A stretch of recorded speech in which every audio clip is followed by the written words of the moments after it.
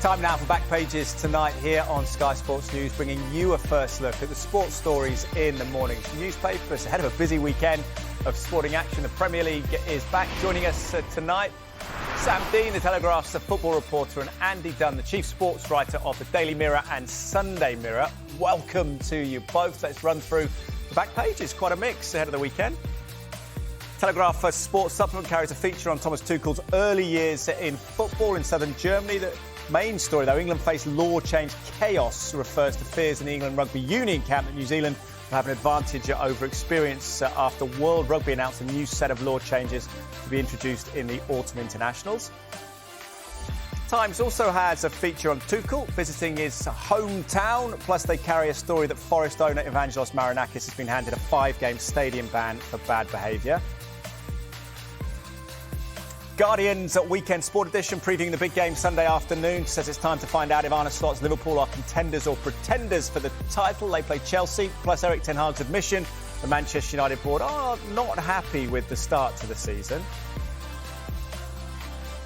While Express says no mad rush for Trent, with Slot seemingly relaxed about Liverpool fullback's contract talks. His current deal, remember, up at the end of the season.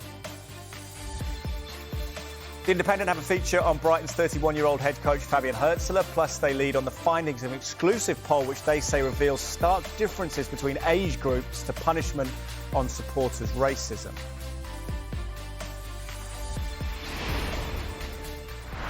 OK, let's start with the topics that dominated the back pages all week. The appointment of Thomas Tuchel as England head coach. We've been waiting to hear in particular from Pep Guardiola, who was reported as de facto number one choice for the FA previously.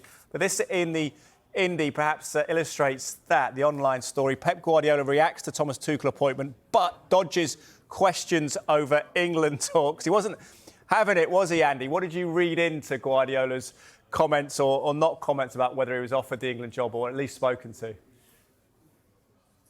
Well, he was very circumspect. I mean, Teddy, once the FA obviously made up their mind that being a foreign coach was no barrier to being the next England manager, it would have been completely remiss of them not to have sounded out Pep Guardiola, or at least his advisors, and found out if he may be interested.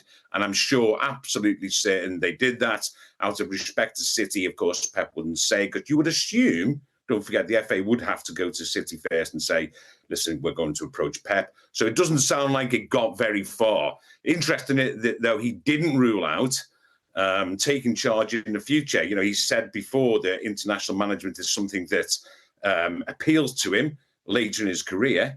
The Brazil job in particular, I think, might be of interest to him. But, you know, he's been here, well, he said 9 years. He's been here just over eight years, as it happens.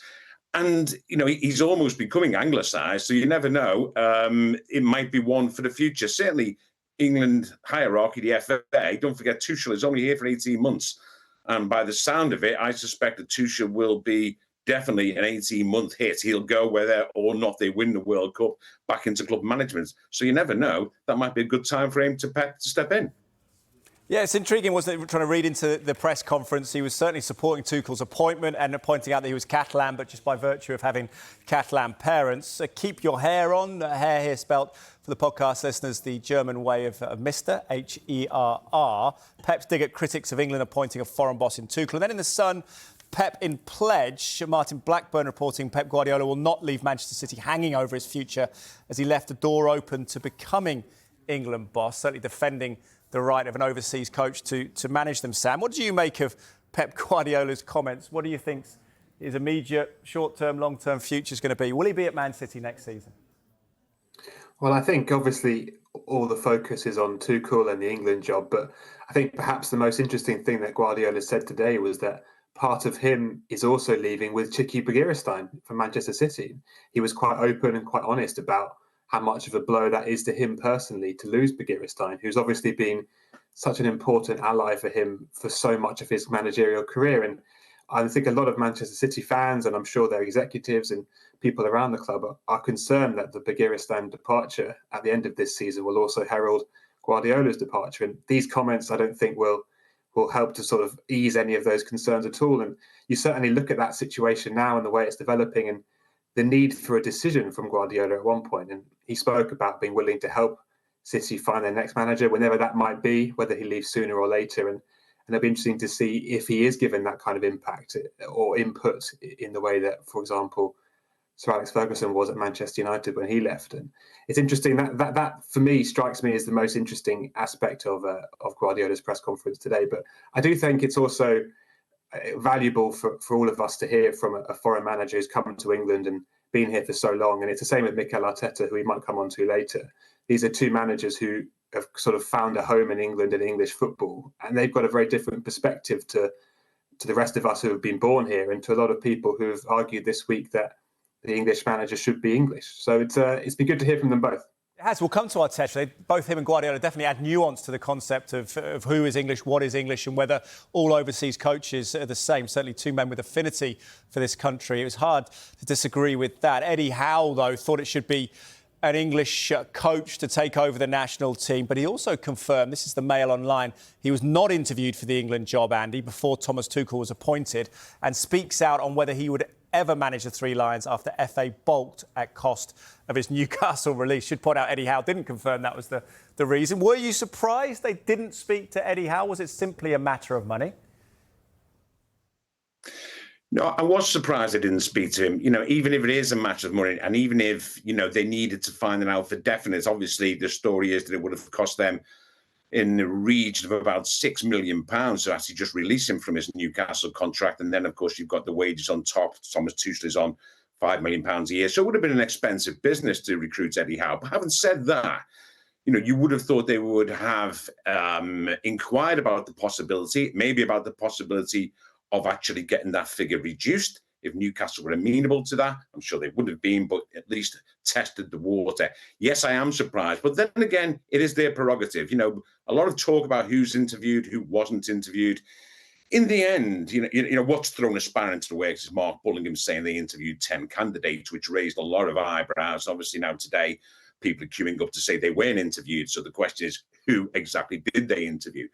But, to me, it's just a little bit of a red herring, because the bottom line is it's the FA's prerogative to identify candidates they want. And clearly Tuchel was right at the top of that list. It wouldn't have mattered to me if they didn't interview anyone else. If that's the man they wanted, that's the man they wanted. That's the way elite football management operates. You don't send in your CV. You don't go through interview processes with 10 guys, really? Really? I mean, do you really have to interview 10 to come down to Thomas Tuchel?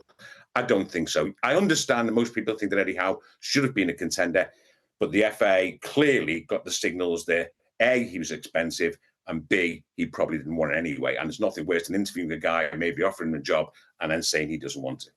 Well, maybe it's one to come down the future for Eddie Howe as he works his way through the job at Newcastle United. Has piqued the interest, hasn't it, though, Sam? Sean Dyche, I know, said Mark Bullingham's comment of approximately 10 was interesting. They didn't have an exact figure. In the Telegraph as well, your paper, Matt Law and Sam Wallace, Howe and Potter, top homegrown list, snubbed by FA. How are you finding it in terms of trying to figure out who was on this list? Well, I agree entirely with Andy that the FA are entitled to pick the man they want and to go for him. But I do think this comment about the 10 coaches they interviewed, including some English coaches, was the way Mark Bullingham phrased it. It does seem to have muddied the water a bit, and it does seem to have sort of raised a few concerns about the process, because, I mean, we don't know exactly what the process was, as Andy says, but for me, it seems pretty clear that different people have different definitions of interview, because in that report, as you mentioned by my colleagues Matt and Sam, we know that Sean Dyche, Steve Cooper, Frank Lampard, Gary O'Neill, Russell Martin, Graham Potter, and Eddie Howe were all not interviewed. And that strikes me as odd. If the FA have interviewed 10 candidates and those 7 aren't included among any of the English candidates, it raises the question, well, which English candidates were you looking at, if not those 7? Because they seem like, to me at least, the obvious sort of 7 to look at. So that raises some questions and perhaps long-term issues, given that Thomas Tuchel is not on a long-term contract. And certainly I think for some British managers and some English managers, it will maybe not sit very well that they weren't given a proper chance to display their quality and to come in and present and pitch and try and make a case for the job. It suggests that process wasn't quite as in depth in their minds as perhaps the FA are trying to present it as. Yeah, maybe some little bruised egos there. Carlo Ancelotti wasn't asked either, but didn't sound too upset about it when question. Mikel Arteta, perhaps not, though. He wasn't contacted by the FA to interview for the role, but he strongly hinted he would consider the job in the future. Arteta spent 22 years in the UK. And listen to this answer on what the country means to him. Would you say to yourself, because I'm Spanish, I only want to manage Spain? Or would you... No, I tell you right now, the feeling that I have, for me, this is like home. I've been here 22 years. And I have that feeling towards it because I always feel respected, I always feel welcome and I always feel inspired by this country, by the legacy and the history of football and how you get treated daily. And that's something that as a country I think you guys have to be so proud about. But I think I would take a lot of pride that a lot of managers, a lot of people would do anything to become the England manager. And that's related to, as a foreigner, how we are treated in this country. How much we love the passion, the respect, the history, and the way things are done in this country. Possibly should be working for the tourism board, shouldn't he, Andy, for the country? I'd certainly come and visit if I heard that. But what did you make of what Mikel Arteta had to say? I thought it was an absolutely wonderful answer. And you know what? From the very beginning, I've been I've been in the camp that ideally the England manager should be an English coach because in theory it should give a pathway to aspiring English coaches through the system, through St George's Park, through the investment that we put into English football. But you listen to Arteta there, and it makes me actually re-examine and reconsider my stance. This is a guy who clearly, loves this country. And again, go back to Pep. Pep, who thought Pep would be here for 3 years, never mind the 8-9 years he's going to be here. Klopp was very similar. And these type of people, nationality is so fluid now, isn't it? And you only have to look at the players. And the players with England and every country, a lot of them are now qualified to play for 2-3 countries because mobility is so great. And that's wonderful. And, you listen to Arteta now, defy anyone, even the staunchest, it has to be English pundit, to suggest that Arteta wouldn't be a very, very worthy England manager in the future. I think it was a fantastic answer. Good on him. Yeah, it definitely made us think about it. It's not as a binary topic, didn't it, Sam? You were there in the press conference. What were your thoughts? Was this just a passionate defence of people not being born here, having a passion for England, or was it a pitch for the job Sunday? What was your read on it? I didn't take it as a pitch for the job, but I did think it flipped the debate on its head, or certainly provided a new angle that perhaps we hadn't really been talking about among the media and perhaps English fans over the past few days, that, as Arteta said, we should feel proud that someone like Thomas Tuchel, who's a Champions League winning manager and one of the great tactical minds of his age, wants to manage England. And that's a different sort of way of looking at things than the way it has been discussed over the past few days. Just on Arteta as well, I think it's worth noting that when he was a player, he was quite keen to play for England and was approached by Fabio Capello to do so. And he tried to sort of go through the process of switching allegiance from Spain to England.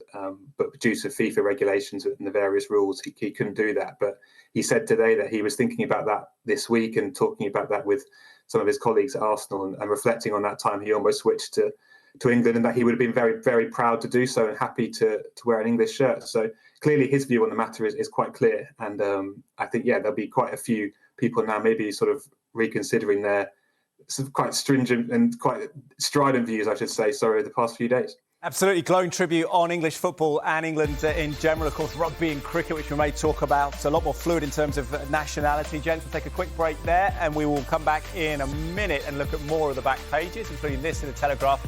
On the cricket front, Pakistan leave England in a spin, pull up a victory on a pitch used for 9 days of cricket, levelling the series.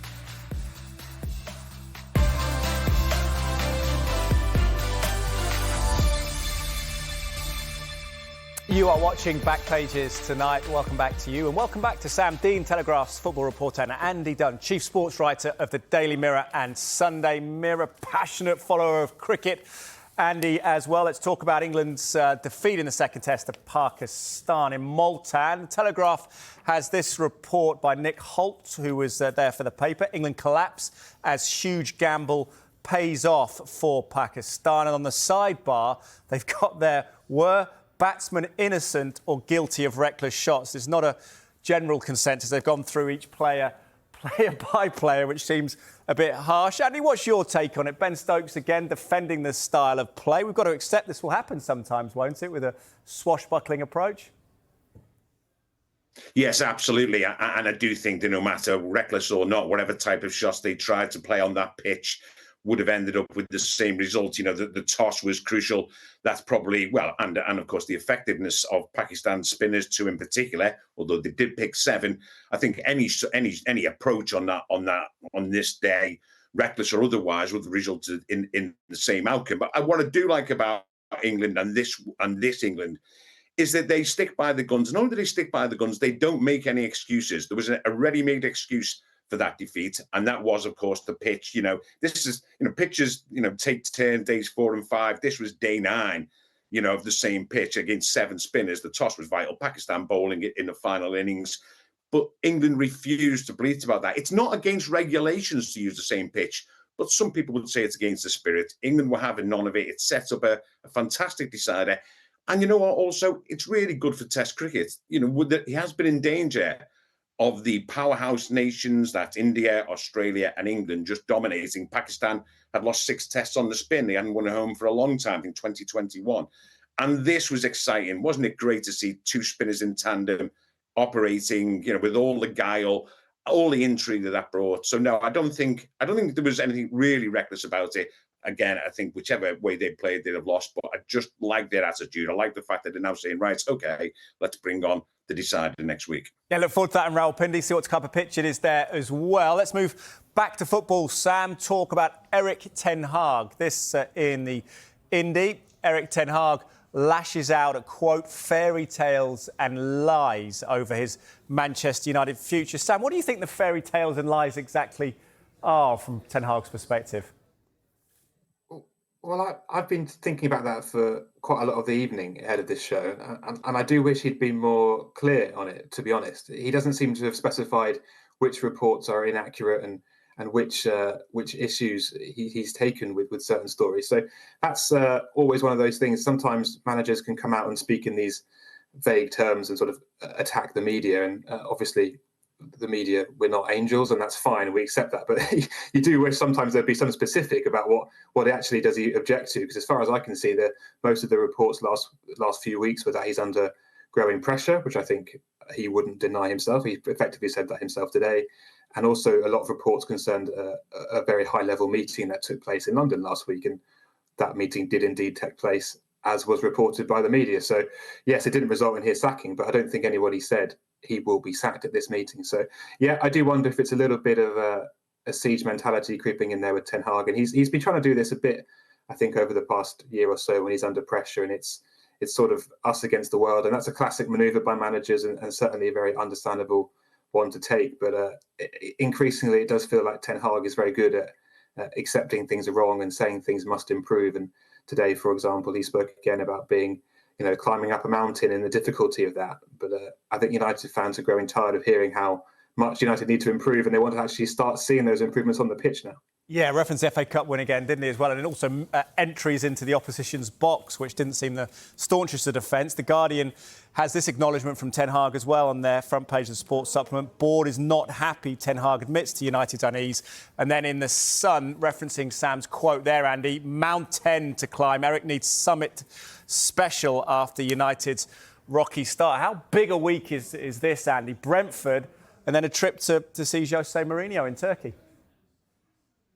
Yeah, it's huge, but every week is now huge for Manchester United. One thing I would say on the fairy tales and lies comment today is that don't forget the whole idea that it's fairy tales and lies is undermined by the fact that it's undenied. It's an open secret that in the summer, Manchester United's hierarchy sounded out other candidates to see if they would prefer them to Erik ten Hag. Eventually, in the middle of June or whenever it was, they turned around and said, it's okay, Eric, we're going to keep you for another year. So I think that, in a way, undermines any suggestions that the media are exaggerating the pressure on him. That tells you straight away from the summer that the pressure run from day one of the season. And that's why every game is important. Listen, a return of 8 points from 7 games is simply not good enough. As Sam says, the FA Cup, the Carabao Cup the year before, can't camouflage the fact that in the Premier League they've been poor. And he has to win tomorrow. He has to win tomorrow. Otherwise, that pressure will just grow and grow and grow. Absolutely. Andy, I will stay with you because we've got a piece from Sam that I think is better for him to talk about just coming up in a second. But let's talk about Evangelos Marinakis, the Nottingham Forest owner. Times is mentioned there. Marinakis handed 5-match stadium ban. Makes the back page of the Mirror as well, saying FA chiefs in fiery Forest crackdown. How hefty a statement is this from the Football Association? Oh, it's a big statement from them. I think they're a bit fed up. They seem to be a bit fed up with Nottingham Forest in particular. Don't forget, they were fined £750,000 for the social media message about VAR man Stuart Atwell recently. Now Marinakis and, of course, Nuno Espirito Santo and Morgan Gibbs-White. I was at a game towards the end of last season, Forest versus Liverpool, last-minute winner Nunes. The owner was down there in the tunnel then. He's always been down there again after the Fulham defeat. And I think the FA have said, listen, we've got to really rein it in. We can't have officials feeling threatened at the end of a football match. That's clearly what's happened. And I think, really, the appeal, I wouldn't be surprised if they decided it was frivolous. And Nuno Espirito said that he was surprised at the ban. He just should be surprised it wasn't any longer. I think the FA are fed up. We'll see if Forest appeal. I think they plan to do so. We've got about a minute, Sam, for you to tell us about your double spread into 2 rising stars of the Premier League. Art, chess and playing piano. High culture meets top flight. Talk about Hertzler and Mr. Mbomo, who I suppose could cause Ten Hag some problems on Saturday. Yeah, thanks for the chance to plug my own work. Much appreciated as ever. So this is an interview on the left with Fabian Hertzler, the Brighton manager, talking at the start about his previous life as an art dealer. So anyone interested in that, I would direct them towards it. And then on the right is with Brian Mbomo. I think this is the new star of Brentford's attack in the post Ivan Toney world, and he's also a very interesting man. He loves playing piano. He plays a lot of chess as well, and he explained his reading celebration too, which comes down to another of his off-field hobbies. So, yeah, 2 very interesting figures who are both doing very well so far this season. I like the analogy as well Mbomo had about getting an early chessmate with Brentford's early goals this season. Sam and Andy, thank you very much for being on Back Pages tonight.